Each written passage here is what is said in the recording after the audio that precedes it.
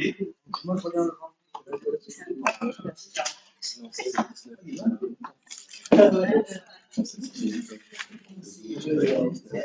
Est-ce que c'est bon? Est-ce qu'on peut avancer, attaquer? Vous m'entendez dire quoi? Pas trop, hein, moi.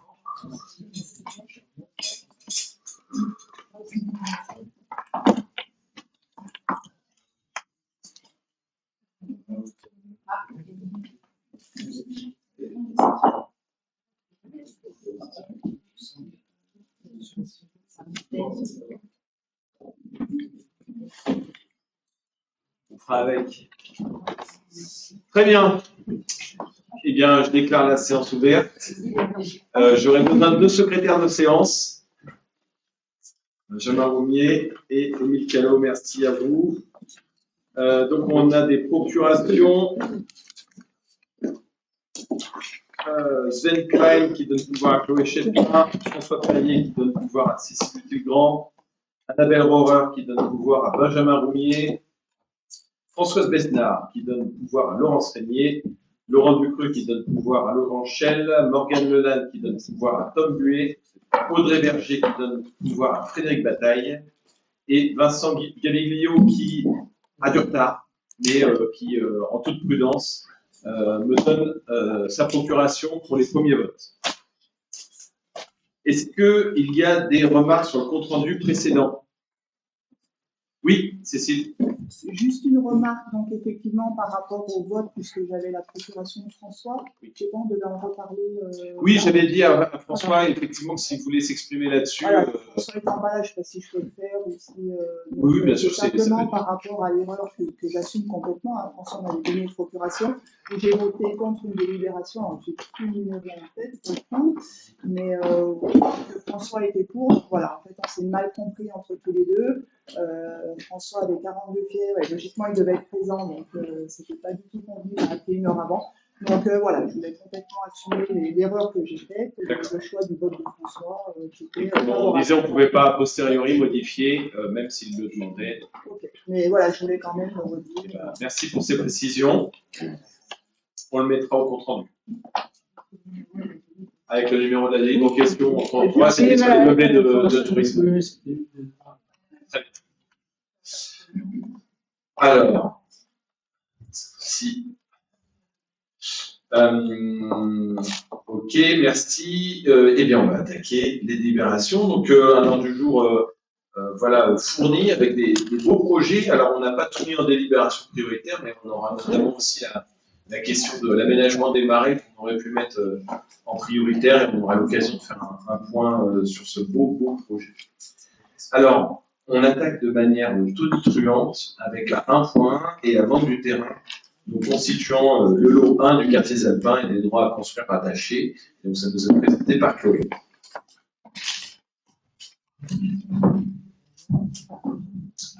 Donc, effectivement, ça fait suite à une précédente délibération où nous avions retenu le lauréat pour le concours promoteur architecte pour le lot 1 du quartier des Alpins.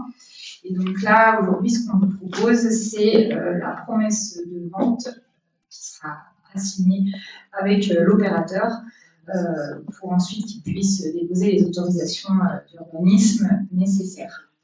Donc, pour rappel, ce premier lot est entièrement dédié à du logement.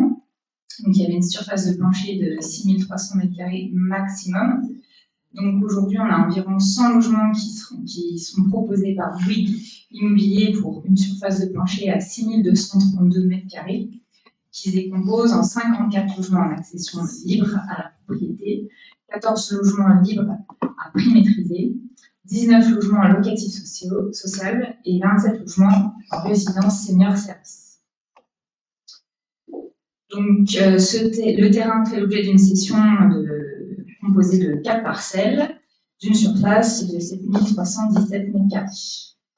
Le prix de vente prévisionnel est fixé à 2 897 100 € hors taxe, soit 3 475 320 € TTC, une TVA de 1%. Et donc, ce montant a été calculé par rapport à un prix mètre carré qui était appliqué par type de programme, qui était appliqué à la programmation qui a été proposée et validée dans l'offre de Bouygues, donc, qui est la suivante. Donc, c'est 550 € par mètre carré de SDP pour tout ce qui est logement libre à la propriété, que ce soit plurimétrisé ou non maîtrisé, à 250 € par mètre carré de SDP pour tout ce qui est logement locatif social, et à 450 € par mètre carré de SDP pour la résidence senior service. Dans le projet de promesse qui vous est présenté, il y a plusieurs clauses et conditions suspensives à cette promesse et donc à la réitération. Les conditions sont liées notamment à la pollution des sols, à l'obtention du permis de construire, à la bonne conformité du projet avec les enjeux architecturaux qui sont annexés donc, à la promesse et décrits dans un CPAUPE, donc c'est un cahier des prescriptions architecturales, urbaines, paysagères et environnementales, une fiche de l'eau, également l'offre qui a été faite et validée par Bouygues Immobilier dans le cadre du processus de sélection. Et on a également bien borné pour que des indemnités soient bien prévues en cas de non-respect à la fois de ces différentes conditions, mais également des délais de dépôt de permis de construire, de démarrage des travaux et livraison, pour vraiment s'assurer qu'on s'inscrit dans un délai et dans un rythme de réalisation qui est convenu entre les parties. Pour la partie programmation des logements sociaux, Bouygues aura la possibilité de revendre la partie du terrain destinée à recevoir les logements sociaux à un bailleur. Dans son offre, il part avec l'OPAC de Savoie. Mais pour autant, Bouygues Immobilier restera solidairement obligé avec la commune au paiement du prix du terrain et également à la réalisation du projet tel qu'il est décrit dans leur offre. Voilà pour les grandes lignes de cette promesse. Je ne sais pas si vous avez des questions.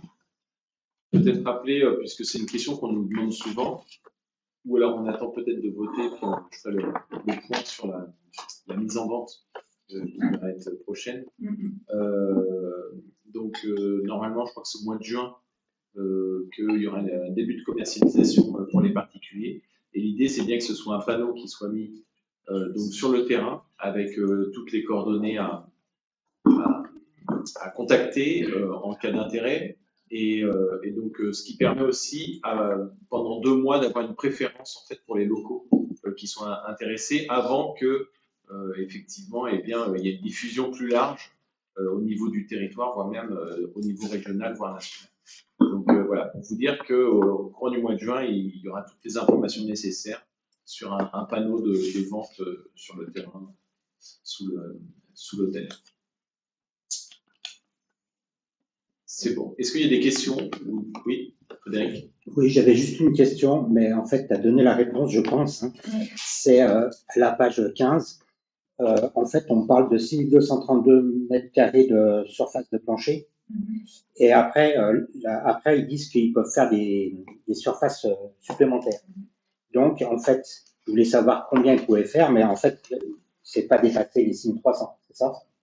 Oui, donc effectivement, il y a une surface plancher de 6300 parce qu'il y a un permis d'aménager qui a été fait dans lequel on a mis donc il pourrait aller potentiellement jusqu'à 6300. D'accord, il ne pourra pas dépasser, quoi. Non, il ne pourra pas D'accord, dépasser. c'était juste Par ça. contre, en fait, donc, le prix, là, aujourd'hui, c'est un prix plancher, donc ça veut dire que ça, c'est un minimum. Si, à l'inverse, dans le permis de construire, ils font moins, et c'est pas ce qu'on vise, hein, on vise quand même à intensifier au maximum, mais pour autant, on vise un peu moins. Par contre, le prix de vente reste inchangé.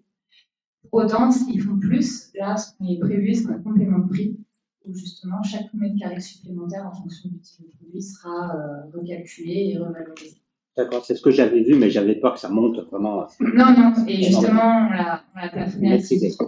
D'accord, merci. Je pense que tu peux faire voter. Oui, pardon. Alors, je propose de voter. Qui est pour? Qui est contre? Merci. Merci. 1.2, donc les travaux de construction de l'ombrière photovoltaïque intégrés au pôle d'échange multimodal et donc l'attribution des marchés. Alors, j'en profite de cette délit pour vous représenter un peu. Donc là, clairement, l'ombrière, donc en lieu et place du quai d'attente des bus, donc au niveau de la gare routière.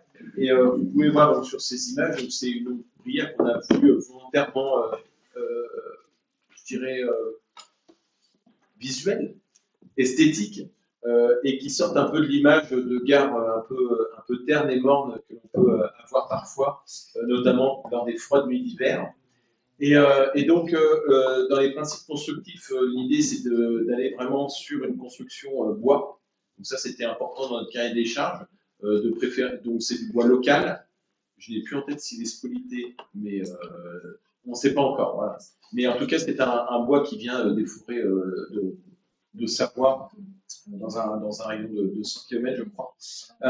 Donc, première chose, donc, une ombrière bois, une très très belle architecture qui va vraiment souhaiter la bienvenue à nos visiteurs quand ils arrivent à Bourg-Saint-Maurice. Et puis, combiner justement, pour ne pas perdre de la place, donc avec un système photovoltaïque qui va permettre de produire une énergie. Donc là, on est sur une puissance quand même qui n'est pas inintéressante. On est sur une centaine de kilowatts. Donc voilà, on est quand même sur quelque chose qui est assez important. Et le deuxième point aussi, c'est que dedans, je ne sais pas s'il y a d'autres. Voilà, si on le voit en haut à droite, dans ces marchés, voilà, on le voit ici, il y a le local des taxis, donc qui va être déporté, vu qu'on a déporté également le parking des taxis. Et donc, qui était une demande et qui permet vraiment d'avoir quelque chose de très très sympa. Donc la dernière fois, on avait voté, je dirais, les travaux d'aménagement de surface. Et donc là, on va voter le marché pour cette ombrière. Tous les signaux, et je peux vous assurer que c'est pas facile d'arriver à coordonner tous les acteurs, tous les intervenants de ces projets.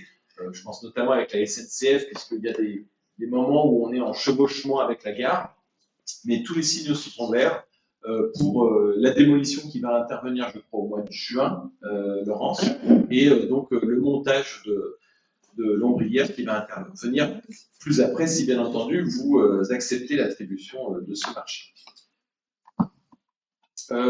Pareil, je crois qu'elle fait. Donc, je me tourne vers Fred Bataille, voilà, parce que j'imagine, je rêve d'un méga concert de l'harmonie sous cette ombrière qui aura une largeur, je crois, de 15 mètres ou de 17 mètres. Enfin voilà, elle va être vraiment généreuse pour justement accueillir des événements, que ce soit des concerts, que ce soit des événements estivaux, la des montagniers, voilà, pourquoi pas des moments de convivialité, et à l'abri du soleil et de la pluie. Donc ça va être vraiment un endroit très très sympa avec tous les espaces autour qui seront réaménagés et qui ont été vraiment prévus pour que cette place continue à être un lieu d'animation et d'événement, mais je dirais dans des conditions bien plus confortables que ce que ça l'est actuellement. Voilà, donc sur avis de la commission des marchés, donc nous nous sommes réunis le 6 mai 2025 et donc on a choisi l'offre économiquement la plus avantageuse, donc avec pour le lot 1 de la VRD Etral pour un montant, vous avez les montants qui sont indiqués. Le lot numéro 2, donc charpente bois et métallique, donc c'est Palanche Construction. Le lot numéro 3, c'est l'étanchéité couverture, donc toujours Palanche Construction. Et le lot numéro 4, aménagement menuiserie, Palanche Construction. Et électricité photovoltaïque, Rosas Énergie, avec lesquels nous avons déjà travaillé à l'Arbonne. Donc pour un total de 1 481 042 € et 45 centimes. Est-ce qu'il y a des questions ou des remarques? Très bien, je vous propose qu'on passe au vote. Qui est pour? Qui est contre? Qui s'abstient? Je vous remercie. Eh bien, on attaque sans plus attendre donc la mise à jour, la délibération de points, mise à jour du règlement de mise à disposition du minibus pour les associations. Benjamin Roumier. Alors, je vous rappelle que dans le cadre du partenariat avec les associations, dont le siège social se situe à Bourg-Saint-Maurice, la commune met à disposition un minibus pour les déplacements organisés par ces associations. Il avait été établi un règlement que vous avez en annexe, qui a été approuvé par délibération du 11 septembre 2014, qui stipulait que les associations bénéficiaires du prêt du minibus devaient s'assurer spécifiquement auprès de leur propre compagnie d'assurance et le justifier auprès de la commune. Donc, après avis de la commission des sports du 2 avril 2025, il est proposé de modifier le règlement sur les modalités d'assurance du véhicule ainsi que les paiements des sommes dues. Donc, les nouveaux Même son association doit fournir uniquement une attestation de responsabilité civile et en cas d'accident, la franchise qui pourra être opposée à la commune devra être remboursée par l'association bénéficiaire du prêt. Avez-vous des questions? Non. Je propose de passer au vote. Qui est pour? Qui est contre? Merci. Sobriété, efficacité, c'est ce que l'on aime.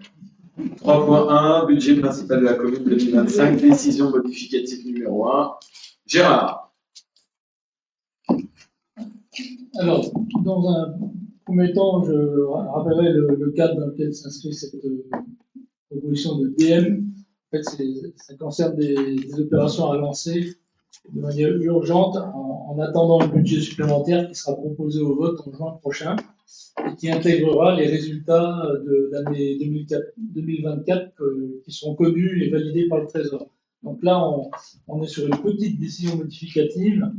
Je vais vous détailler. Donc en section de fonctionnement, on a une diminution de dépenses de 7 800 qui permet d'augmenter d'autant le virement de la section de fonctionnement à l'investissement. On verra après à quoi ça va servir. Donc, voilà pour le fonctionnement. Pour l'investissement, donc on a des dépenses réelles supplémentaires de 714 480, dont les opérations récurrentes, là c'est les 7 800 qui proviennent du fonctionnement. Donc c'est pour réalimenter un crédit sur tout ce qui est entretien du patrimoine, du matériel, etc., des véhicules ou autres. Et pour les opérations spécifiques, donc il y a deux opérations, une qu'on va différer dans le temps, mais qui n'est pas pour autant retirer des objectifs, c'est simplement pour des questions de temporalité, on la reporte. Donc c'est l'opération centre technique des arcs, c'est le centre de déneigement, donc moins 1 079 040, et ça permet de rajouter 1 745 720 pour le thème dont on vient de parler, de manière à pouvoir lancer le projet puisqu'on a attribué les marchés. Et deuxième point, il y a une subvention d'équipement de 100 000 € pour réalimenter le budget annexe des énergies renouvelables. Voilà, concernant notamment l'ombrière du pôle d'échange multimodal dont on vient de parler également. Alors, en recette réelle, pour équilibrer tout ça, on prévoit une recette d'emprunt de 730 680, mais qui sera déduit, cet emprunt sera déduit au moment du vote du budget supplémentaire, c'est juste pour équilibrer provisoirement pendant 1 mois. Et puis on retrouve les 7 800 € provenant du fonctionnement. Voilà, est-ce que vous avez des questions? Oui. Juste une question, est-ce que c'est le million qui manquait que tu avais évoqué, Guillaume, dans un dépôt communautaire? Non, pas du tout. Non, là, on a fait, comment dire, ce qui s'est passé au niveau de l'ombrière, c'est qu'effectivement, on est allé un peu plus loin parce qu'on a voulu aussi quelque chose de bien beau. Et effectivement, au bureau communautaire, donc il y a déjà 1 million de la Comcom qui est attribué donc, pour les espaces publics, donc les aménagements de surface. Et c'est pour ça que l'autre jour, j'étais revenu vers eux avec l'ombrière en disant, bah voilà, on a quelque chose d'assez intéressant. Mais là, c'est un ajustement qu'on a fait. Effectivement, c'est un report déjà pour le CTM, ce qu'il faut voir. Et c'est pas du tout un arrêt du projet. Donc, on se débrouille en fait avec ces chiffres-là. Et après, oui, effectivement, je pense et je suis persuadé que l'ombrière a un intérêt intercommunal très très important en termes de qualité d'accueil, comme je disais précédemment. Donc voilà, oui, voilà, il y a une gymnastique des chiffres, mais c'est pas, voilà, on peut comment dire, la presse pourrait le garder, mais voilà, on peut se débrouiller comme cela. Par contre, c'est vrai qu'il serait normal qu'il y ait une participation un peu de l'interco par rapport à tout ce qui est fait et qui a vraiment un intérêt d'accueil touristique sur notre territoire et pour les grandes stations qui sont autour. C'est terminus. C'est le terminus. Voilà. Et surtout qu'on l'a pensé aussi dans une anticipation accueil JO 2030, vraiment, pour que ce soit fait. Okay. Est-ce qu'il y a d'autres questions, remarques? Donc, je suis au vote. Attends, juste, et effectivement, ce qui nous permet aussi, l'idée aussi, c'est d'enclencher par rapport à la région, voilà, qui pourrait nous soutenir, pour lesquels voilà, on est en bonne voie aussi pour le soutien du cofinancement de l'ONG. Donc, qui est pour? Qui est contre? Qui s'abstient? Je vous remercie. Merci Gérard. Alors, 3.2, budget annexe d'installation des énergies renouvelables 2025, décision modificative numéro 2. Gérard. Alors, il s'agit d'augmenter les dépenses réelles et les recettes réelles de 215 000 euros. Alors, en ce qui concerne les dépenses, donc pour le pôle d'échange multimodal, donc Lombrière, 180 000 euros supplémentaires, et le parking de Narbonne, 35 000 euros supplémentaires. Et en recettes réelles, recettes d'emprunt plus 115 000 euros et subvention reçue du budget principal, ce sera l'objet de la délibération suivante, 100 000 euros. Est-ce que vous avez des questions? Juste une demande après, mais du coup, le parking de Narbonne, c'est déjà en route, mais encore. Si, là, c'est en route. Alors, ces jours-ci, alors, il y a plusieurs réseaux à connecter. Il y a basse tension, il y a haute tension. Mais là, on peut considérer qu'elle est en production depuis quelques jours. Et donc, ça me donnera l'occasion de vous le rappeler en fin de séance, mais le 22 mai, donc jeudi prochain, un bel événement autour de l'inauguration de cette OPIR, autour de la présentation du réseau de chaleur. On aura l'occasion d'en reparler en fin de séance. Bien, y a-t-il des questions? Donc, qui est pour? Qui est contre? Qui s'abstient? Merci. La 3.3, donc concours financier 2025 du budget principal au budget annexe des énergies renouvelables, installation de panneaux photovoltaïques sur l'ombrière du PEM. Gérard Vernet. Alors, il s'agit de la suite de ce qu'on vient de voter au niveau de la PF2 du budget annexe. Donc, je rappelle que le budget annexe des énergies renouvelables 2025 porte inscription d'une subvention nécessaire à l'équilibre du service d'un montant prévisionnel de 100 000 euros.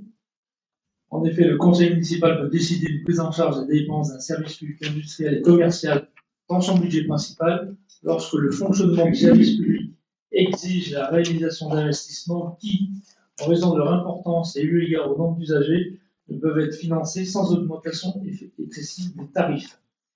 En l'occurrence, l'exploitation de l'équipement de panneaux photovoltaïques installés sur l'ombrière du pôle d'échange multimodal représente un coût d'investissement d'environ 480 000 euros. Les produits d'exploitation générés par l'exploitation de l'équipement sont basés sur un tarif d'achat de l'énergie produite en période marchande de 160 euros mégawattheure. Afin de rester compétitif, la part de fonds propres nécessaire à l'exploitation de ce service est de 100 000 euros au démarrage de l'activité. Donc, le concours sera versé en une seule fois. Donc, ça, ce principe d'équilibrer un budget industriel pour éviter que les coûts résultant des tarifs qui n'étaient pas subventionnés soient excessifs, c'est un principe qui s'applique à tous les budgets industriels. C'est une jurisprudence, en fait. Voilà. Est-ce que vous avez des questions?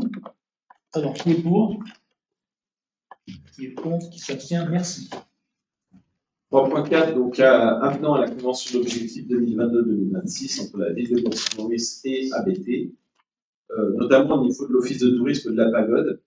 Donc, nous avions voté la délibération 3.17 en mars 2022, dans lequel le Conseil a approuvé la convention d'objectifs avec ABT pour les années de 2022 à 2026. Lors de l'avenant numéro 18 au contrat de DSP, des remontées mécaniques conclu entre la commune et l'ADS, donc il avait été prévu de mettre à disposition d'ADS le local utilisé par l'office de tourisme d'Arc 1800 dans le bâtiment de la Pagode sur la place du Charvet à Arc 1800.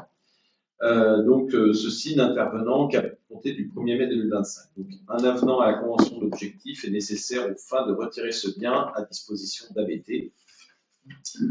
Voilà, et donc ce qui nous permet aussi d'engager donc des travaux en collaboration avec ADS. Et donc, je ne sais plus quand est-ce que sont livrés les locaux, si c'est prévu pour cet été, pour décembre prochain.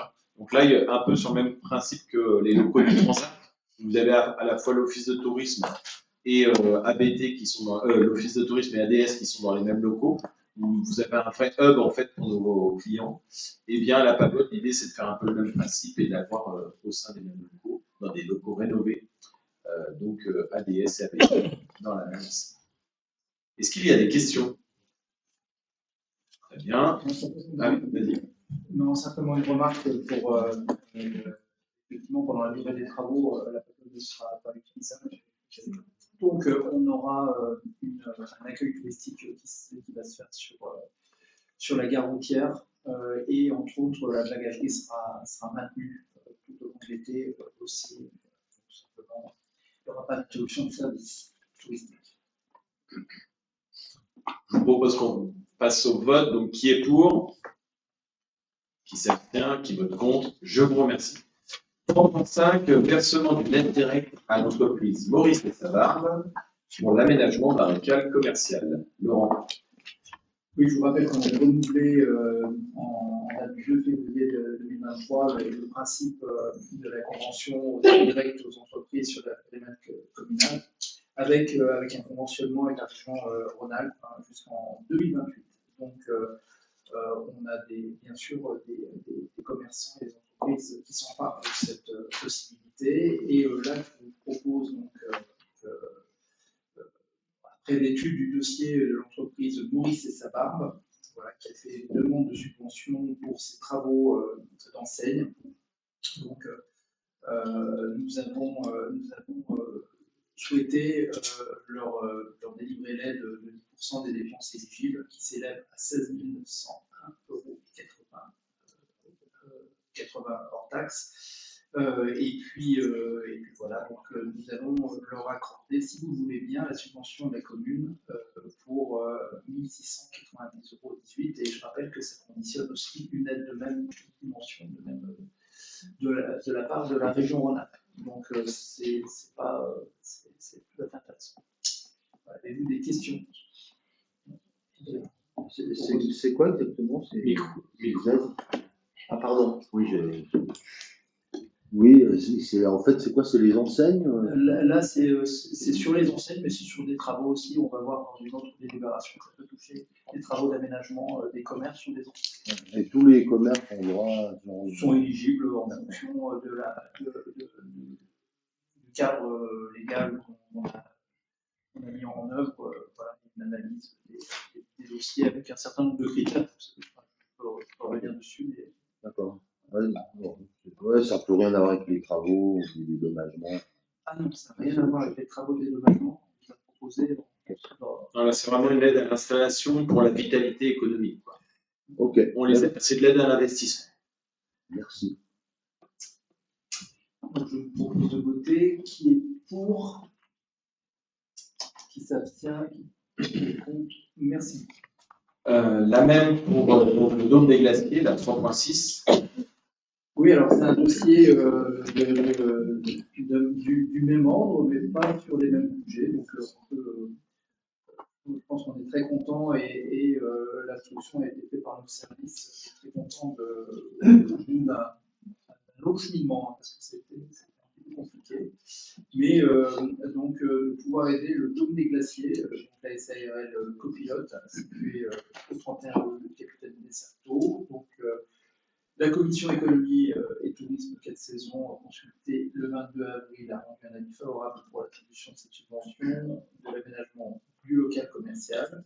Donc, l'aide communale va s'élever à 10% de des dépenses éligibles, qui s'élèvent là à 47 180,16 €. Donc, la subvention de la commune sera donc de 4 718,02 €, plus donc l'équivalent à la région Rhône-Alpes. Donc, c'est une belle aide qui est faite pour ce commerçant dynamique.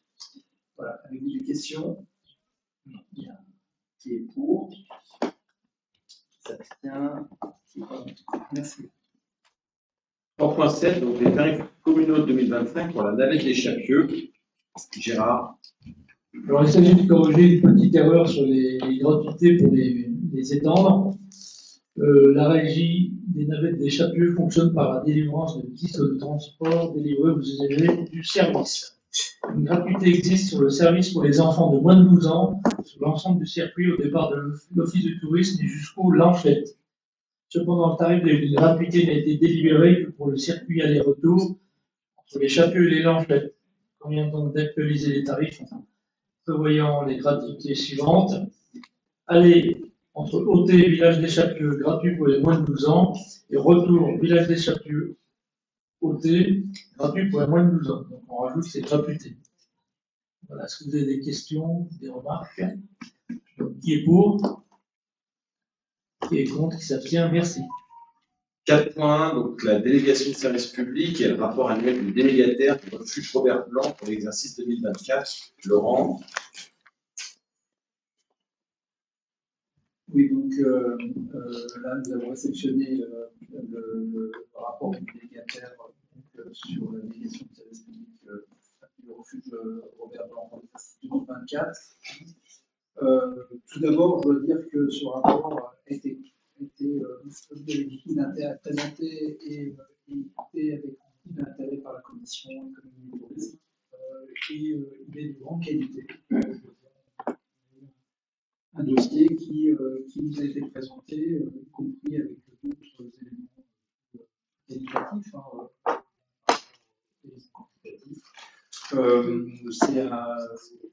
peut se dire que c'est quand même un succès.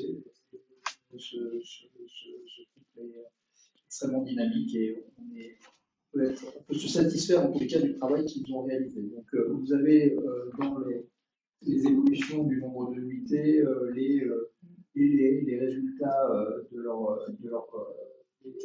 des derniers exercices, donc la période de 2019 jusqu'en 2024.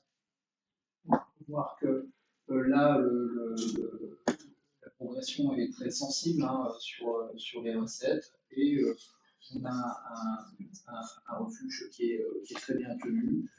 Vous avez dans le dossier tous les chiffres, je ne vais peut-être pas les détailler. Savoir quand même que voilà, cette augmentation de 27% par rapport à 2023 est important et voilà, s'explique par un certain nombre de mesures qui ont été prises par les gestionnaires et puis par des éléments comme cette météo de fin de saison 2024 qui était très bien. Donc voilà, une meilleure communication aussi sur les réseaux pour redynamiser l'image du refuge. Et puis voilà, vous avez vu d'ailleurs qu'on avait fait la une de la presse l'année dernière. Voilà.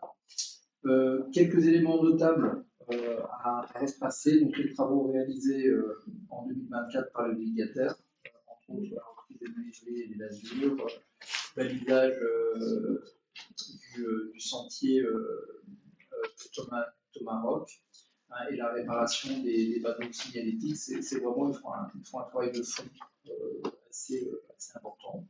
Et puis par la commune, parce qu'on continue à les accompagner aussi, bien évidemment, entre autres la reprise des raccords vannes entre les cuves et le refuge, la nouvelle porte pour les toilettes d'hiver,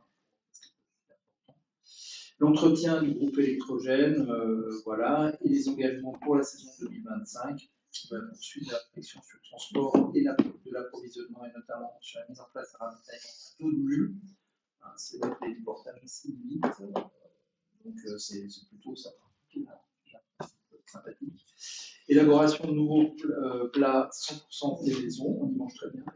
Et être facilitateur et partenaire des actions de marge sauvage, et ensuite poursuivre l'entretien du refuge. Voilà. Donc c'est satisfaisant pour la commune sur cette délégation. Avez-vous des questions complémentaires? Juste rappeler que le refuge a ouvert depuis le week-end dernier et maintenant il sera non-stop jusqu'à la fin septembre. Donc là on a un bel endroit à proposer à nos visiteurs et à nos habitants pour passer un agréable moment en montagne. Très bien. Pas d'autres questions, remarques? Qui est pour? Qui s'abstient? Qui est contre? Merci beaucoup. Donc 4.2, mission d'architecte urbaniste paysagiste en chef pour l'opération d'aménagement du quartier des Alpins, modification numéro 3. Et je vais laisser la main à Chloé qui maîtrise le sujet. Oui, donc c'est pour notre prestataire qui nous accompagne sur tout ce qui était place du projet, autorisation environnementale, urbanistique, et puis surtout le suivi des travaux d'aménagement et des opérateurs. Donc, il y avait un premier marché datant du 15 décembre 2022 à un montant de 444 280 € hors taxe. On a une tranche ferme et plusieurs tranches optionnelles qui avait été délibérée. Et puis, ce marché avait fait l'objet d'une modification de 5 262,50 € pour justement la réalisation du dossier cas par cas et l'instruction pour l'intégration des mesures écologiques. Donc, ça, c'est tout ce qui est autorisation plutôt environnementale. Aujourd'hui, nous vous proposons un nouvel avenant qui prend en compte un changement de répartition des fiches de l'eau pour la mission 6. Donc, c'est tout ce qui relève de l'accompagnement suivi des projets immobiliers, puisqu'avant, on était sur plutôt 7 lots, mais sur les 7 lots, on avait 5 lots entre 0 et 2000 m² de SDP, et uniquement 2 lots au-delà de 2000 m² de SDP. Et aujourd'hui, avec le plan de composition finalisé, on est plutôt sur une répartition 3-4. Plus de plus grands lots, ce qui induit forcément des coûts un peu supérieurs sur les fiches, la réalisation des suivis de ces différents lots. Donc, le montant de cette modification s'élèvera au tout à 8 900 € hors taxe, soit 10 680 € TTC. Est-ce que vous avez des questions? Je propose de voter. Donc, qui est pour? Qui s'abstient? Qui est contre? Merci. 4.3, travaux de réfection des réseaux dans l'avenue du Stade et Reversé, commune de Bourg-Saint-Maurice, modification numéro 1. Laurence. Donc on avait effectivement délibéré en avril 2024 pour attribuer le marché de travaux de réfection des réseaux de l'avenue du Stade et du Reversé pour un montant total d'1 619 156 € hors taxe. C'est un marché qui comportait 4 lots et aujourd'hui, compte tenu de l'avancement du chantier des travaux effectués, il est nécessaire de conclure un premier avenant pour le lot numéro 1, qui correspondait au réseau de l'avenue du Stade, pour modifier le montant du marché suite à des variations de quantité de certains prix prévus au détail estimatif du marché et la création de prix nouveaux nécessaires à la réalisation de travaux supplémentaires. Donc le montant total des modifications génère une plus-value de 33 853 € hors taxe, ce qui ramène le montant total du marché à 836 141 € hors taxe. Donc c'est une incidence financière sur le marché initial de 4,22%. Voilà, donc je vous propose d'approuver cet avenant. Est-ce que vous avez des questions? Qui vote pour? Merci. C'est le lot qui correspond au réseau de l'avenue du Stade. 4.4, exploitation de l'installation de stockage de déchets linéaires de Malgover, avenant au contrat numéro 2. Laurence, toujours. Alors, l'ISDI. Donc, en septembre 2016, c'était la société Guintoli Bianco qui avait été retenue en tant que délégataire CPSP pour l'exploitation de l'ISDI pour une période de 8 ans, donc jusqu'à la fin de l'année 2024. On avait délibéré en mai 2023 pour modifier le tarif qui était initialement défini et aujourd'hui, on vous propose donc de conclure un deuxième avenant donc pour rallonger la durée de la convention jusqu'à ce que la capacité totale de stockage de 250 000 m3 soit atteinte, ou à défaut au 15 novembre 2029, de préciser la mission, assurer l'aménagement, la gestion, l'exploitation et l'entretien de l'ISDI, en ce qu'elle inclut également la surveillance du massif de Remblai, ainsi que prendre toute précaution en cas de modification de la topographie. De préciser que la provenance des matériaux est étendue prioritairement au territoire des communautés de communes de Haute-Tarentaise, de modifier la formule d'indexation des tarifs et notamment en ce qui concerne le T0, 10 € du mètre cube, et de mettre à jour le projet d'aménagement final. Donc l'entrée en vigueur de cet avenant est conditionnée à l'obtention de la prolongation de l'arrêté préfectoral autorisant l'exploitation de l'installation de stockage de déchets linéaires, donc qui est en cours de construction. Et donc a précisé que la commission de délégation de service public, le 29 avril 2025, a approuvé cette modification que je vous propose d'approuver aujourd'hui. Est-ce que vous avez des questions? Je vote pour. Merci. Et on continue avec 4.5, les travaux d'aménagement et de construction pour la requalification du parc des marais et l'attribution des marchés. Donc là, je me permets d'introduire un petit peu.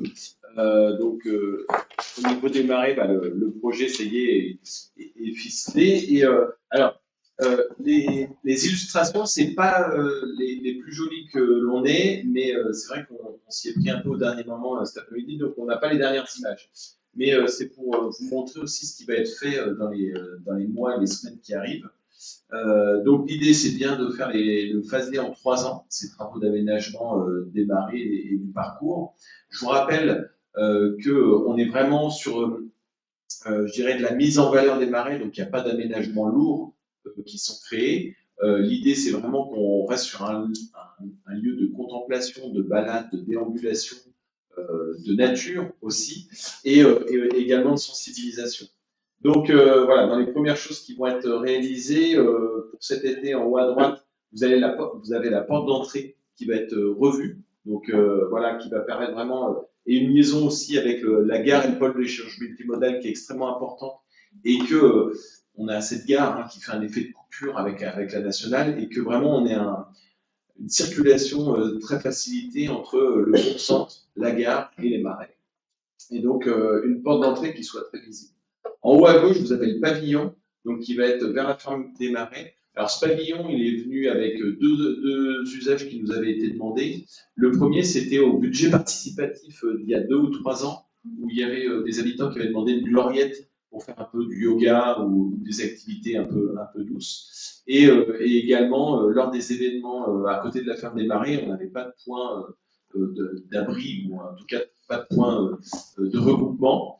Donc ça fait vraiment ce double usage, et donc voilà, un pavillon on voit un peu derrière la ferme des marais, c'est un peu dur de s'imaginer, mais voilà, donc ça va démarrer bientôt. Et puis après, divers mobiliers à la fois de parcours santé et de détente, et voilà, tout au long du parcours des marais. Après, je te laisse compléter, Laurence, sur justement tous ces... Sur la partie technique qui fait bien moins. Ok, alors j'y vais. Donc les travaux ont été décomposés en 4 lots. Le premier, terrassement, VRD, gros œuvres, fondation profonde et électricité. Le deuxième, charpente bois métallique, couvertures gris, serrurerie. Le troisième, construction bois et aménagement paysager. Et le lot 4, mobilier et signalétique. Donc, le marché a fait l'objet d'une tranche ferme et de 2 tranches optionnelles. La tranche ferme concerne donc les lots 1, 2, 3, 4, donc les travaux qui vont être réalisés en 2025, donc qui vont attaquer sur le début d'été pour se terminer à la fin de l'automne. Donc le kiosque, la plateforme bois, l'entrée du parc, la connexion avec le thème, comme le disait Guillaume, les agrès parcours sportifs, le mobilier de détente, donc qui va être réparti un peu partout dans les marais, et les panneaux d'interprétation et de sensibilisation. La tranche conditionnelle 1 donc, concerne les lots 1, 2, 3. Là, on parle des travaux 2026, donc la tour Belvédère et la passerelle et l'observatoire nature. Et la tranche conditionnelle 2 qui concerne le lot 3. Là, on est en 2027, donc l'aire de jeu et parcours ludique des jeunes enfants. Une option, donc réalisation des réseaux VRD pour alimentation en eau et électricité du kiosque depuis la ferme des marais, donc ce qui représente à peu près 90 mètres linéaires, est prévue pour la tranche ferme et concerne le lot 1. Donc la mise en concurrence est faite sous la forme d'un marché à procédure adaptée. La commission des marchés a proposé pour chaque lot l'offre économiquement la plus avantageuse. Par contre, a précisé que le lot 1 a reçu aucune offre, donc il sera relancé et attribué ultérieurement. Vous l'avez sous les yeux, donc je ne vous redis pas le topo des différentes entreprises. Donc vous avez le montant total. 470 622 pour la tranche ferme, 451 tranche optionnelle 1 et 199 834 sur la tranche optionnelle 2. La tranche ferme s'exécute normalement au titre du marché et les tranches optionnelles, si elles sont affermies, donc 2026 pour la tranche optionnelle 1 et 2027 pour la tranche optionnelle 2, feront l'objet de la délivrance d'un ordre de service. Il n'est pas prévu d'indemnité d'attente ni d'indemnité de délit. Voilà, donc je vous propose d'approuver ces choix. Est-ce que vous avez des questions? J'ai juste une question. Dans la réflexion globale, est-ce que vous aviez regardé aussi du coup un peu la ferme des marais? Qu'est-ce que vous envisagez dessus? Une réhabilitation, ça fait quand même un endroit. Alors aujourd'hui, la ferme des marais. L'ombrière va être juste à côté, non? Le pavillon. Le pavillon, oui, pardon. Oui, il ne sera pas très loin. Donc la réflexion sur la ferme, elle a bien été entamée, elle a été prise en compte dans les études. Aujourd'hui, on a encore plusieurs hypothèses quant à le niveau de réhabilitation. On est encore en train de réfléchir aux usages. Donc, en tout cas, ça fait partie effectivement de la réflexion et du projet sur lequel travaillent les équipes maîtrisées. Donc, merci. Alors moi, j'ai juste François qui votera. D'accord. D'accord. Merci.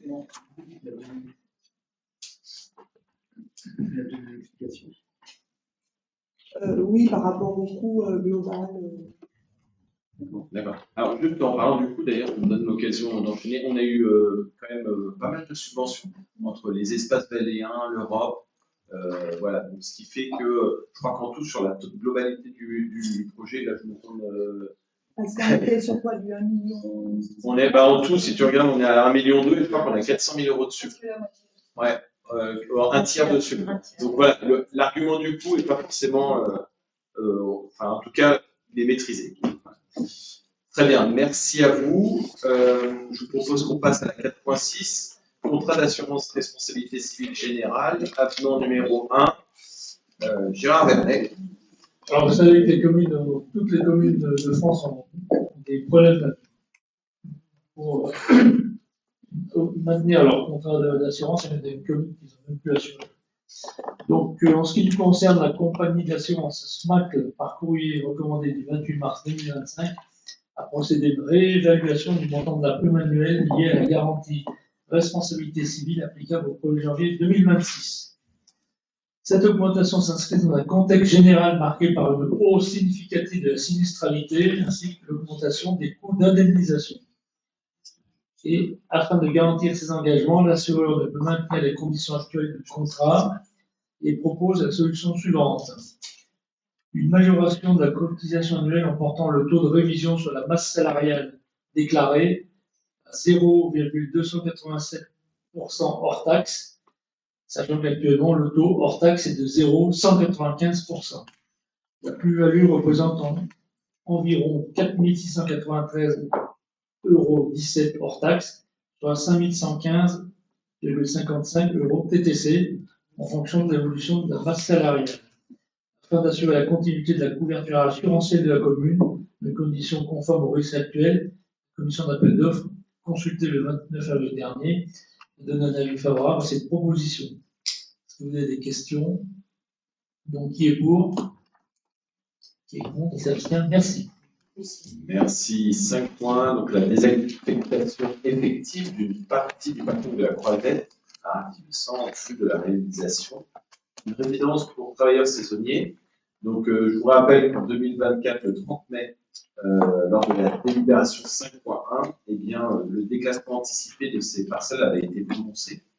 Donc, dans ce cas, un permis de construire a été accordé et le démarrage des travaux est intervenu donc, le 22 avril dernier.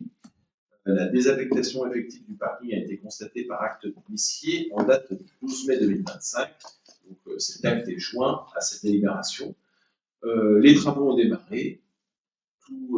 Jusqu'ici, on touche du bois, tout se passe bien. Donc, ça va être une très belle réalisation aussi en faveur du logement de nos saisonniers. Et on est ravis que tout se passe pour le mieux sur ce point-là. Est-ce qu'il y a des questions ou des remarques? C'est bon, donc là, on acte en fait de la désaffectation effective du parking, puisque c'était un espace public qu'on a retransformé en espace privatif, entre guillemets. Simplement une remarque, rappelle que les places de parking vont être réintégrées dans le cadre du bâtiment En R0, ouais. en R0, parce qu'on a quand même beaucoup de bruit sur la station, comme quoi on supprime des places de parking, ce n'est pas le cas sur ce sujet-là. Donc voilà, là, pour la durée des travaux, bien évidemment, les parkings ne sont pas, les places ne sont pas toutes utilisables, mais par contre, dès la fin des travaux, ces places seront remises en service. Merci pour ces précisions. D'autres questions, d'autres remarques? C'est bon? On peut passer au vote? Qui vote pour? Oui. Qui s'abstient? Qui vote contre?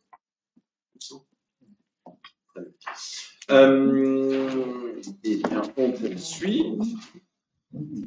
Autorisation donnée à la société ADS de déposer les demandes d'autorisation d'urbanisme nécessaires pour l'aménagement du SPARC. Donc, le SPARC, c'est le nouveau nom donné au SNOPARC. Donc, c'est un projet dans le cadre des investissements du domaine skiable. Et l'idée, suite à plusieurs, je dirais, réunions avec le domaine skiable, mais aussi, c'est aussi venu de notre conseil des enfants, donc qui souhaitait aussi avoir un snowpark qui soit ouvert le plus tôt possible. Je vous rappelle qu'il y a peut-être 2 ou 3 ans, il avait ouvert assez tardivement. Donc, on a mis en place plusieurs actions en faveur de ce snowpark, pour qu'il soit aussi plus au goût du jour, ouvert dès le début de la saison. Donc là, pour le coup, il y a eu des préformes qui ont été faites. Voilà, donc moins consommateurs de neige et de neige de culture. Et puis, je dirais, le point d'orgue, c'est d'enlever, enfin, de moderniser en fait l'air en bas de ce snowpark, puisque pour l'instant, il n'y avait pas vraiment d'endroit, enfin, il y avait des coussins en plastique et en mousse pour accueillir les jeunes et les moins jeunes d'ailleurs. Il y a quand même beaucoup de parents qui sont en bas du snowpark aussi et qui regardent leurs enfants. Et l'idée, c'est un peu sur le même principe que les terrasses que l'on peut retrouver à divers endroits.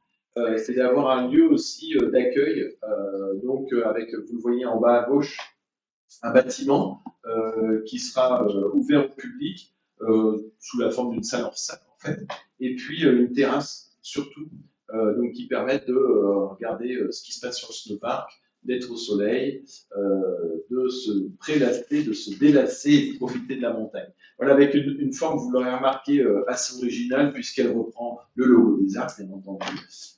Et puis un intérieur, alors, l'intérieur ne sera pas accessible cet hiver, je crois. Il y aura juste le bâtiment qui sera réalisé, mais pour l'hiver 2026-2027, l'intérieur sera accessible. J'ai à peu près bien résumé. Donc je te laisse... Et si vous complétez que l'idée aussi, c'est de pouvoir utiliser les bâtiments légués. Oui, tout à fait. Et aussi une dimension estivale. Avec le vélo. Avec le vélo. Et la marche à pied d'ailleurs, puisqu'on n'est pas très loin de Cachette à pied, oui, tout à fait. Donc, bien pour cela, il faut que nous donnions l'autorisation à ADS de poser son permis, ses autorisations d'urbanisme. Donc, est-ce que vous avez des questions? Je propose de voter. Qui est pour? Qui est contre? Merci. Efficacité. 5.3, donc pour la révision du PLU, donc instauration d'un périmètre de dérogation à l'usage de certains dispositifs ou matériaux. Chloé? Alors, c'est une délibération qui peut porter un peu à confusion, donc n'hésitez pas à... Je vais essayer d'être claire. Oui. Et on peut en reparler. Donc, c'est avant justement la future approbation du PLU que nous proposons cette délibération. Donc, à savoir que les dispositions du Code de l'urbanisme, dans un objectif de performance énergétique et environnementale, interdit de s'opposer à l'usage de certains dispositifs ou matériaux lors d'instruction d'autorisation d'urbanisme. Donc, c'est-à-dire que si, au demeurant, il y a, lors d'une autorisation d'urbanisme, un pétitionnaire qui décide d'utiliser certains dispositifs qui s'inscrivent justement dans le cadre de l'énergie renouvelable ou pour réduire la consommation carbone, aujourd'hui, c'est une espèce de dérogation qui s'oppose au PLU actuel et qui permet à tout le monde de, par exemple, mettre des panneaux solaires, même si le PLU l'interdit. cette disposition du code de l'urbanisme impose que, puisque c'est pour de l'énergie renouvelable, ça s'oblige et ça substitue, ça soit je ne sais pas si je suis très claire, au-dessus du PLU. Donc ça, c'est ce que prévoit le code de l'urbanisme. Mais il prévoit également qu'on puisse déroger à cette dérogation. Donc c'est ce qu'on propose aujourd'hui. C'est qu'en fait, nous, il nous semble important dans certains périmètres de la commune, que ce soit dans le centre-ville du chef-lieu, aussi dans les centres anciens des hameaux, et également sur certaines parties patrimoniales des stations des arcs, que justement, au regard de l'architecture traditionnelle et iconique de ces secteurs-là, on puisse, nous, décider dans le cadre de nos PLU ce qu'on autorise et ce qu'on n'autorise pas. Donc, en gros, c'est considérant que l'introduction de certains matériaux dispositifs, par exemple des éoliennes, dans ces milieux dans ces hameaux, mais également des panneaux solaires, puisqu'on l'a vu dans le cadre de l'étude patrimoniale sur les arcs, que sur certains des bâtiments qui ont quand même une 5e façade qui est à préserver et sur lesquels des panneaux solaires pourraient quand même fortement dégrader toute l'ambition architecturale de ces bâtiments, et bien là, que nous puissions mettre, contrôler et encadrer l'installation de tous ces matériaux sur ces secteurs. Afin de préserver donc le caractère patrimonial et restreindre donc l'application de cet article dont je viens de vous parler. Donc, il est proposé, donc, dès la révision du PLU approuvée aux tiers, que dans les périmètres que je vous ai cités, donc le centre des chefs-lieux, les stations et les centres hameaux, d'autoriser uniquement les dispositions qui seront prévues dans le règlement du PLU. Donc, du coup, de pouvoir encadrer ces dispositifs dans le futur PLU. Donc, je précise qu'on avait consulté aussi les ABF qui n'ont pas rendu d'avis dans les 2 mois saisines, donc c'est réputé favorable. Donc, et cette délibération doit à tout prix être prise avant la libération de la révision du PLU. C'est pour ça qu'on la passe maintenant et pas en même temps que l'approbation. Je sais que c'est. Je sais, c'est un peu bizarre, mais en tout cas, on est obligé de la faire avant. Et après, ça veut dire que ça sera contrôlé après ce qu'on met bien dans le PLU, si ça correspond bien avec nos attentes. Mais bon. C'était très clair. C'était clair. Non, l'exercice n'est pas facile parce qu'on a passé quand même du temps en commission urbaine à justement déjà bien comprendre. On a déjà simplifié le titre. Voilà, c'est un exercice pas facile. La dérogation à la dérogation. Ouais. Monsieur Galileo, oui. Oui, en fait, c'est pour que le PLU préserve le patrimoine. Voilà, et qu'on soit maître de notre patrimoine au-delà des règles nationales. Alors, ouais, écoute, merci Chloé. C'était à peu près clair. Non, c'est vrai qu'on s'est appelé tout à l'heure parce que moi j'y comprenais rien. C'est vrai qu'en plus j'ai pas vu passer ce débat à la commission d'urbanisme parce que je devais être absent à ce moment-là, quoi. Et je dois dire que c'est vrai que je trouvais que c'était très flou. Et je pense qu'il faudra vraiment qu'on travaille bien sur ce qui va sortir au niveau du PLU, sur les articles correspondants, parce que suite à ce que j'ai compris, il ne faut pas qu'on oublie de marquer ce qui est autorisé, parce que si c'est pas marqué, ça sera interdit. Donc si on oublie de marquer des choses genre un panneau solaire ou une pompe à chaleur, automatiquement ça voudra dire que c'est interdit dans certains endroits. Donc cette phase du PLU, il va falloir qu'on s'applique. Très bien.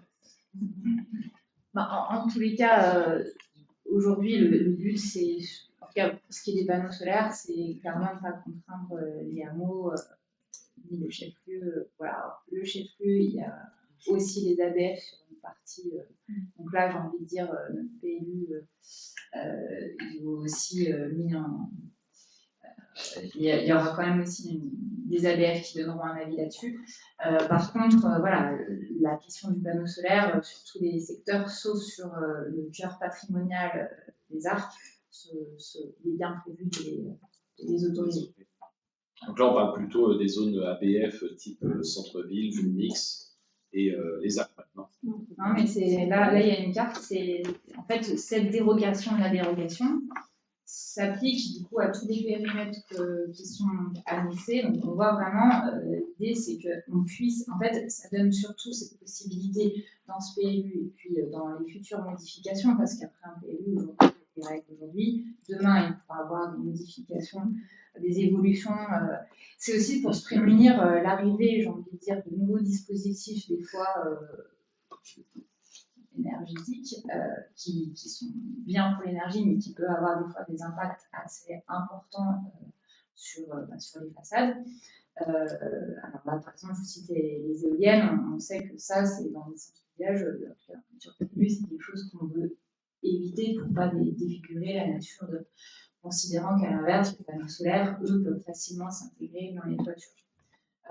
Mais bon, on ne sait jamais ce qui peut arriver, et c'est plutôt de se dire s'il y a des nouveaux dispositifs, c'est de donner le temps de les étudier, voir comment on peut les intégrer, et potentiellement, dans une nouvelle modification des PLU aussi, les inscrire aussi en s'assurant que ça ne vient pas gêner et dénaturer l'architecture et le patrimoine.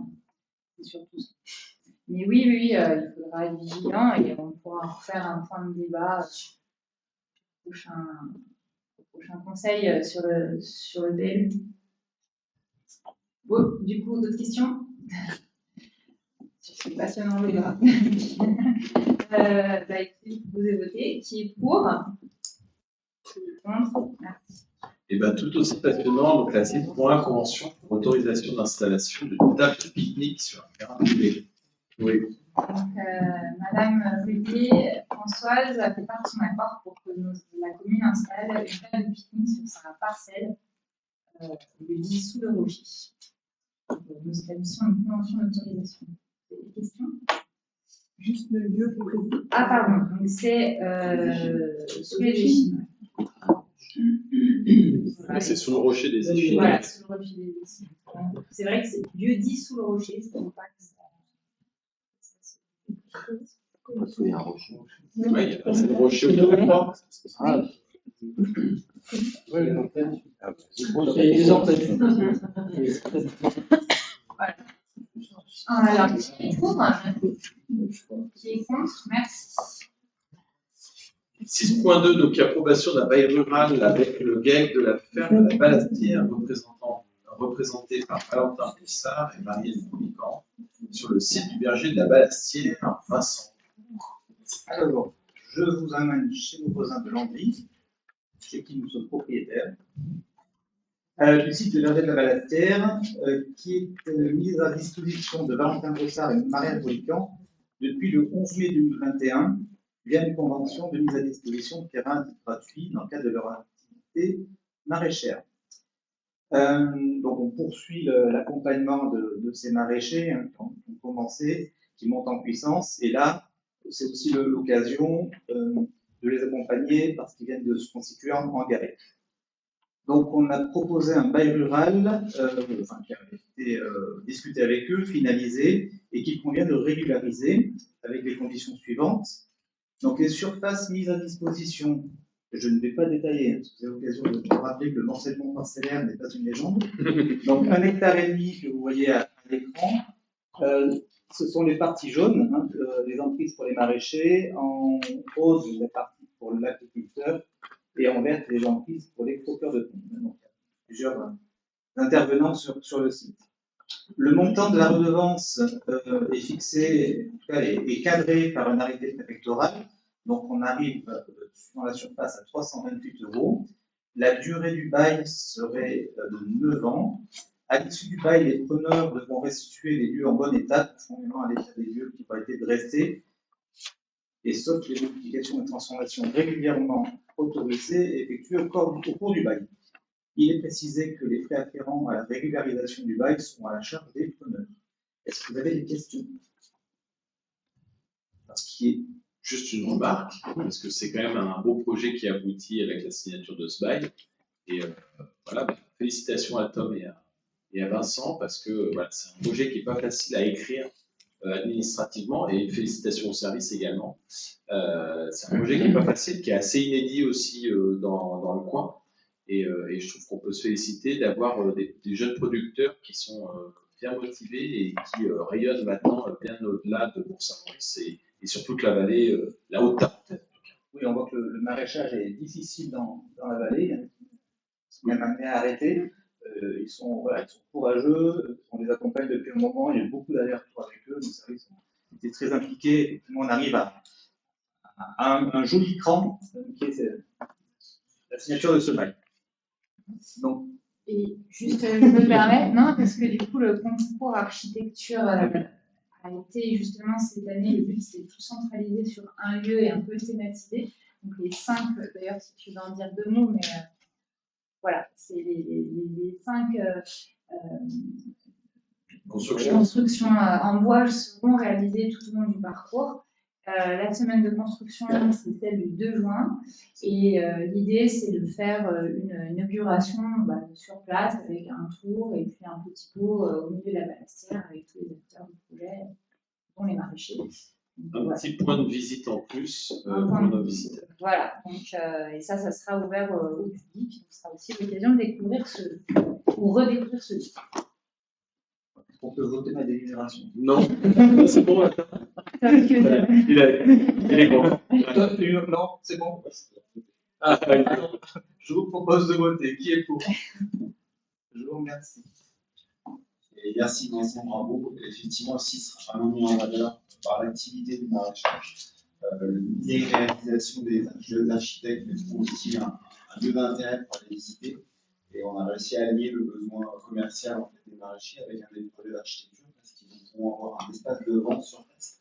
Donc on crée du patrimoine en lancement des vergers, on donne une visibilité commerciale des activités qu'on peut apporter sur la nourriture locale. Donc c'est extrêmement positif. Bravo au service. Et merci à Landry aussi. Merci. 6.3, approbation d'une promesse de bail à construction avec la société 2.20 dans le cadre de la construction d'un restaurant d'altitude à 2000. Chloé. Donc, je ne sais pas si on en avait parlé, mais on a lancé un appel à projet le 15 décembre 2023 pour justement conclure un bail à construction portant sur la construction et exploitation de restaurants d'altitude sur le domaine skiable et notamment sur Planguerin. Du coup, Art 2000, pardon. Parce qu'il s'appelle Bouvin, c'est monsieur j'ai un petit peu tout mélangé, je m'en excuse. Donc, à l'issue de cette consultation, la commune a sélectionné une proposition de Mme Jacqueline Devin et M. Maxime Devin, du coup, portant sur la construction et l'exploitation d'un chalet à 2000, un projet de restauration rapide. Donc, vous pouvez voir, ça c'était leur proposition à la fois architecturale. Donc, ils avaient quand même plusieurs contraintes. L'enjeu, c'était de quelque chose d'assez sobre, mais aussi attractif, puisqu'on sait que c'est un pôle qui a un certain besoin en termes de restauration d'altitude. Donc, aujourd'hui, on vous invite à lire et à regarder la promesse cinématique qui propose les conditions suivantes. Donc, 200 mètres carrés à prendre sur la parcelle et à l'activité de construction. La promesse de bail qui est consentie pour une durée expirant le 15 avril 2026. Donc, ils ont jusqu'à ce moment-là pour pouvoir réitérer. Un bail à construction qui sera consenti pour 30 ans. Et ce bail à construction qui est consenti et accepté pour un loyer annuel qui est décomposé comme suit, une part fixe de 6 000 € et une part variable qui s'élève à 3,5% du chiffre d'affaires annuel. Aussi, ce qui a été aussi vu pour accompagner le développement de cette activité, la commune consent à plafonner le montant des loyers annuels 18 000 € pendant les 3 premières années. Ensuite, au cours du bail, les constructions édifiées et tous travaux aménagements effectués par le preneur resteront sa propriété pendant toute la durée du bail et à la fin, toutes les constructions édifiées par le preneur et les aménagements par lui sur le terrain loué deviendront plein droit de la. de plein droit la propriété du bailleur, donc de la commune, sans qu'ils aient besoin d'aucun acte pour constater cette accession. Et donc, ce transfert interviendra sans indemnité. Cette promesse est faite sous plusieurs conditions suspensives. Donc, déjà, la purge des recours des tiers et du retrait administratif à l'encontre de la délibération d'aujourd'hui. La purge de recours des tiers et purge de retrait administratif à l'encontre de la délibération exécutoire portant sur le déclassement du terrain d'assiette judiciaire du projet. Ensuite, l'approbation de la révision générale du PLU qui prévoit justement la création d'un STECAL pour permettre la réalisation de ce projet. La purge des recours des tiers, du retrait administratif, du déféré préfectoral à l'encontre du permis de construire qui sera nécessaire et qui sera déposé une fois le PLU approuvé. Ensuite, la délivrance au preneur au plus tard du 31 mars 2026 du permis de construire et l'obtention par le preneur d'un financement bancaire de 450 000 € amortissable sur 15 ans, de nominage d'intérêt de 4%. Et je précise que les frais afférents à la régularisation du bail seront à la charge des preneurs. Voilà. Est-ce que vous avez des questions? Eh bien, c'est très bien. Je vous propose de voter. Qui est pour? Merci. J'ai quand même deux remarques. J'attendais que le vote soit fait. La première, c'est peut-être que ce type de projet, on ne se rend pas compte là comme ça, mais c'est énormément d'allers-retours avec les services de l'État. Et c'est pas simple de faire émerger ce type de construction donc, sur le domaine de Montagne. La deuxième, c'est de dire aussi que le bail à construction tel qu'on le voit là, c'est la norme en fait dans les projets de partenariat entre privé et public. Et par rapport à d'autres sujets, parfois un peu polémiques qu'on a pu entendre, on voit bien que là, le bail à construction, c'est 30 ans, c'est des redevances variables. Et juste pour remettre un peu l'église au centre du village par rapport à certains déçus peut-être de notre manière de faire, puisque là, on voit bien que dans ce cadre-là, eh bien, on est bien sur quelque chose de bien capé, à la fois dans la durée et à la fois dans la redevance qui est due à la commune. Juste deux remarques. On passe à la suite. Donc 6.4, donc les travaux de construction d'une ombrière, décidément, photovoltaïque bois, intégré dans le thème, donc ce contrat particulier portant occupation d'espace en gare de Bourg-Saint-Maurice, non constitutif de droit réel. Bon courage. Laurence. Non, c'est pas si compliqué que ça. On a parlé du projet tout à l'heure. Simplement, les travaux s'effectuent en partie sur une parcelle qui appartient à la SNCF, qui est représentée par la filiale SNCF Gare et Connexion.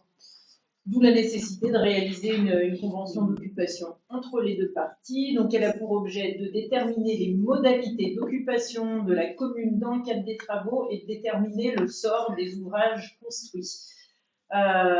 Et donc prévu la démolition totale du auvent qui est côté gare routière et puis la partie auvent qui est sur tout le long de la gare. Donc sans toucher le bâtiment principal bien sûr et puis derrière la création de la nouvelle ombrière dont on a parlé tout à l'heure.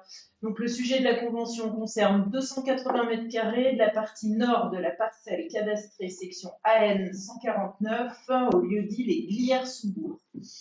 Elle sera conclue pour une durée ferme de 8 mois à compter de la date de réalisation de l'état des lieux d'entrée sans renouvellement tacite du contrat. Et l'autorisation d'occupation est délivrée gratuitement par la SNCF Gare et Connexion. Je vous propose donc d'approuver cette convention. Est-ce que vous avez des questions? Vote pour. Merci. Merci. 6.5, convention d'entretien du chemin et du pont de Trabozon. Laurence. Alors, Trabozon. Donc, au cours de l'hiver 2023, le pont de Trabozon a été emporté par les crues. Et c'était le seul moyen de desserte des parcelles privées et de pâturages communaux. Donc, pour permettre l'accès à ces parcelles, qui sont à la fois destinées à des exploitants agricoles et à des propriétaires de chalets d'alpage, il va falloir reconstruire le pont dont les deux rives sont propriété de la commune. Donc, à rappeler que les dépenses obligatoires des collectivités fixées à l'article L. 2321-2 du Code général des collectivités territoriales ne comprennent pas les dépenses d'entretien des chemins ruraux. Pourtant, la collectivité consent à prendre en charge les frais de remise en état du pont détruit, alors de manière unique, Et sachant qu'aucune intention d'entretien du chemin et du pont ne pourra être reconnue à la collectivité. Donc la reprise de l'ouvrage est prévue au courant de l'été 2025 et en contrepartie, donc, les propriétaires et ayants desservis feront leur affaire de l'entretien du pont et d'une éventuelle nouvelle reconstruction ultérieure. Ce sera donc notre dernier geste. Donc il est expressément précisé que la commune n'est pas incluse dans le présent en tant que propriétaire. En conséquence, il a été convenu de régler le sujet de la reconstruction du pont de Prabozan et les parties ont donc consenti à conclure la présente convention en application des dispositions des articles L161-11 et suivants du Code rural. Et je vous propose d'approuver cette convention. Est-ce que vous avez des questions? Merci. 6.6, approbation d'une convention de superposition d'affectation du domaine public hydroélectrique concédé dans le cadre du projet de mise en valeur du parc des Marais. Laurence. On revient sur les marais, donc. EDF, comme vous le savez sans doute, exploite sur l'Isère la chute hydroélectrique de Malgovert en qualité de concessionnaire, donc depuis 1954. Le projet de mise en valeur des marais comprend plusieurs aménagements et implantations de mobilier qui sont situés sur des parcelles faisant partie des emprises immobilières de la chute de Malgovert. Donc, dans ce cadre, EDF et la commune ont convenu de la signature d'une convention pour la première tranche de travaux de mise en valeur programmée en 2025. Alors, on s'en sort plutôt bien parce que les échanges avec EDF ont été vraiment constructifs. Il devait au départ statuer sur l'ensemble du projet. Ça veut dire qu'on ne pouvait rien démarrer tant qu'on n'avait pas l'approbation de la globalité. Et pour permettre de gagner du temps, et c'est ce qui fait qu'on peut attaquer un certain nombre de travaux en 2025, ils ont scindé les autorisations en fonction du phasage de notre projet. C'est plutôt pas mal. Donc cette convention de superposition d'affectation du domaine public hydroélectrique concédé définit les modalités techniques, financières et de gestion relatives à l'implantation de ces aménagements. Donc, je ne vous reprends pas l'ensemble des parcelles. Donc les aménagements prévus, on les a vus tout à l'heure, le mobilier, la signalétique, la plateforme, l'aménagement principal et les nouveaux agrès. Donc l'emplacement précis des installations est cartographié dans le projet de convention. Et celle-ci entre en vigueur à compter de sa date de signature et elle est conclue à titre temporaire. Elle restera en vigueur tant que les biens qui font l'objet de la présente convention auront le caractère de terrain et ouvrage public et tant que les affectations initiales et supplémentaires perdureront. Elle est conclue au minimum pour la durée du titre de la concession hydroélectrique de Malgovert, soit jusqu'à fin 2033. La superposition n'engendrant pour l'État aucun préjudice financier. Elle est consentie à titre gratuit. Cependant, la commune versera à EDF une indemnité unique et forfaitaire de 3 000 € hors taxe au titre des frais d'étude et de constitution du dossier. Et je vous propose donc d'approuver le projet de convention et le versement de cette indemnité. Avez-vous des questions? Qui vote pour? Merci. Allez, 8 points. Protection sociale complémentaire, mandatement du centre de gestion de la fonction publique territoriale de la Savoie afin de conclure une convention de participation sur les risques santé. Donc, je vous rappelle que les collectivités participent au financement des garanties de protection sociale complémentaire destinées à couvrir le risque santé. L'ordonnance du 17 février 2021 vient renforcer le dispositif relatif à la protection sociale complémentaire en instituant notamment, à compter du 1er janvier 2026 en matière de santé, une participation financière obligatoire des employeurs publics à des contrats d'assurance souscrits par leurs agents.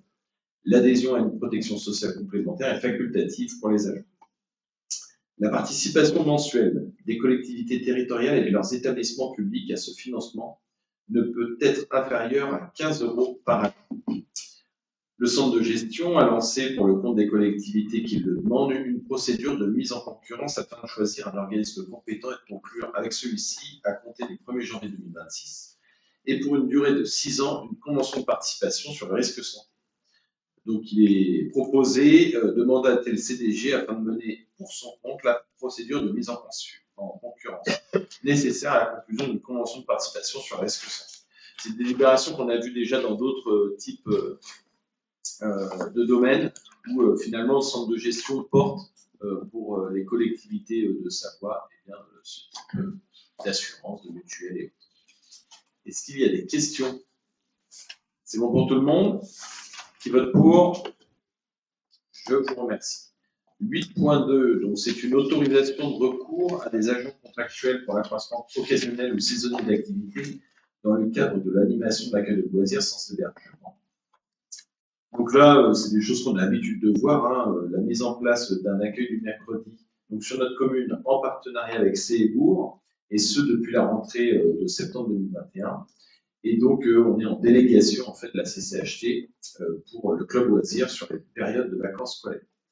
Donc, compte tenu du nombre d'enfants accueillis et des obligations légales en matière d'encadrement, donc il convient d'envisager le recrutement de 8 animateurs et de 15 stagiaires par femme. Est-ce qu'il y a des questions ou des remarques? Vote pour. Je vous remercie. 8.3, donc convention d'indemnisation du compte épargne-temps d'un agent, occasion de ces mutations. Donc, un des agents de la PM a quitté la collectivité le 15 mai 2025 par voie de mutation. Dans ce cadre, il convient de délibérer afin de signer la convention financière de reprise du CET avec la collectivité de recrutement pour 15 jours, soit 1 245 €. Est-ce qu'il y a des questions? Qui vote pour? Je vous remercie. 8.4, mise à jour du tableau communal des effectifs, donc comme il est d'usage à la fin de chaque conseil quasiment. Donc, nous avons eu la démission d'un adjoint technique de 2e classe le 1er mai 2025 au service entretien ménager rattaché aux affaires scolaires. Et donc, pour le bon fonctionnement, il nous faut procéder au remplacement de ce poste en l'ouvrant sur le grade d'adjoint technique. D'autre part, donc, le 10 avril dernier, nous avions, lors de la délibération 8.2, créé un emploi permanent de technicien à temps complet, responsable de l'équipe patrimoine, afin d'anticiper le départ à la retraite de l'actuel responsable. Donc, il convient de préciser relativement à cette création de poste que cet emploi devra être pourvu par un ou une fonctionnaire de catégorie B, de la filière technique, et que, en cas de recrutement infructueux, les fonctions peuvent être exercées par un contractuel. Vous avez le tableau hein, qui fait un peu le récapitulatif de ces deux éléments. Est-ce qu'il y a des questions, des remarques? Qui vote pour? Je vous remercie. Eh bien, le conseil est terminé, l'ordre du jour est épuisé, la séance est levée. Dans les informations diverses, j'ai encore besoin de 2 minutes. Le prochain conseil municipal aura lieu, notez-le bien, le jeudi 26 juin 2025. Dans les dates à retenir, donc, nous avons effectivement l'événement autour de l'énergie, donc Méléwatt, qui aura lieu à la fois sous Montbrière et à la fois à la Friche. C'est très important, c'est vraiment ouvert à tout le monde. Alors, aux élus, il y aura des techniciens, il y aura un séminaire professionnel l'après-midi. Et ensuite, il y aura tous les organismes un peu pour l'aide à la rénovation, l'énergie tarif, pour l'installation de panneaux solaires. Donc, pour toutes les personnes qui sont intéressées par ces problématiques-là, c'est vraiment intéressant de venir voir un peu les sujets qui vont arriver et qui arrivent à la fois d'un point de vue particulier et d'un point de vue plus collectif, avec notamment la présentation du réseau de chaleur urbain. Et ensuite, il y aura un petit moment convivial, bien entendu. Ensuite, d'un point de vue plus culturel cette fois-ci, donc, je me permets de vous rappeler le concert de l'Orchestre des Pays de Savoie, qui aura lieu le vendredi 23 mai, donc à 20h à l'église de BSM. Et donc là, c'est un programme qui s'appelle Sakura. Et donc, ça a l'air vraiment, vraiment sympa. Et donc, c'est un grand, grand plaisir pour nous d'accueillir l'Orchestre des Pays de Savoie. C'est une manière aussi pour nous de le soutenir, hein, puisqu'on a pu voir des fois qu'il était l'objet de quelques polémiques avec nos voisins. Donc, voilà, on est vraiment ravis de les accueillir. Autre événement, vous voyez, ça y va, le T-Rex, donc le mercredi 4 et le jeudi 5 juin. Donc, pour les élus, pour les 2 jours, c'est bien entendu gratuit. Mais il faut vous inscrire, mesdames et messieurs les élus. D'accord? Donc, très important. Et surtout, j'insiste, le mercredi 4 juin, c'est très intéressant puisque c'est la soirée ouverte aux habitants. Et dans cette soirée, il y a un premier temps d'à peu près 45 minutes, c'est une conférence. Et dans le deuxième temps, c'est un spectacle humoristique autour un peu de l'écologie, de l'environnement, mais vraiment très drôle, et qui nous permet un peu de prendre du recul et de parler de choses sérieuses sans se prendre au sérieux, et donc avec le Greenwashing Comedy Club. Donc je vous invite vraiment à vous y rendre et à vous inscrire parce que ça promet vraiment une soirée vraiment très sympa et très drôle. On les avait vus l'année dernière et c'était vraiment un super moment. Donc voilà, n'hésitez pas à en parler autour de vous. Ensuite, alors on se projette un petit peu plus loin. En septembre, nous aurons la chance et la joie de fêter les 60 ans du jumelage avec Altensteig.